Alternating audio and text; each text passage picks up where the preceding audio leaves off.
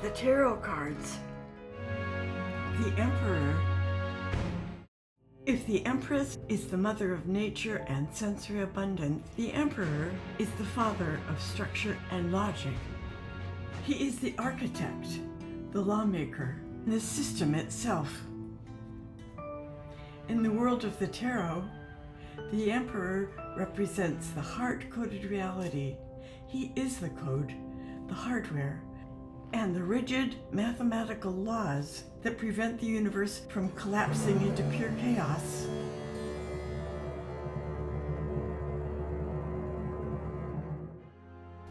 One, the stone throne and the rams. Rigid power. The Emperor sits on a massive square throne made of stone adorned with 4 ram heads. The symbolism of this is that stone is cold, unyielding, and permanent. The rams represent Aries, the sign of fire, leadership, and the I am. The Ankh and the Orb represent mastery of life. In his right hand, he holds an Ankh, which is the Egyptian cross of life. In his left is a golden orb, which represents the world. The symbolism is that the Ankh represents the power over life and spirit, while the orb represents his dominion over the physical world. He is the master of regulation. The armor beneath the robe, representing constant vigilance. He wears red robes, but underneath he is fully clad in iron armor. This represents that even in a position of peace, he is ready for war. He represents protection and boundaries. The interpretation is, in research, the Emperor is your methodology.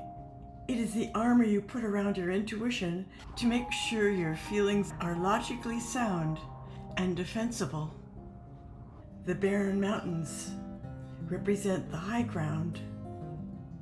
Behind him are sharp, jagged mountains with no water or trees. The symbolism is the opposite of the Empress's lush garden. It represents the high ground of objectivity. It is a place of clarity, but it can be lonely and dry. The interpretation is that the Emperor tells us that the unknown can only be conquered through strategy. He doesn't feel his way through the dark. He builds a road. Superstition versus intuition.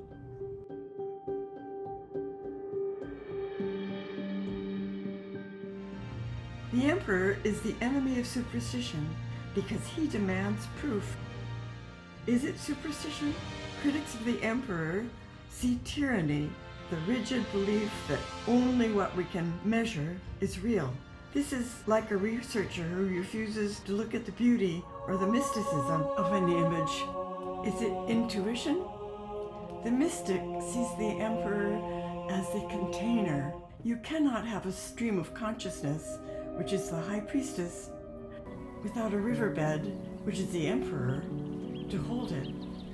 He provides the structure that allows your intuition to become a useful reality. When you invoke the Emperor in your work, you're calling for clarity and control. If your work feels too airy or dreamy, the Emperor is the card that can help you organize your work. He says, look for the rules. The Emperor asks you, now that you have seen the vision, or the High Priestess, and felt the beauty, or the Empress, what are you going to build with it?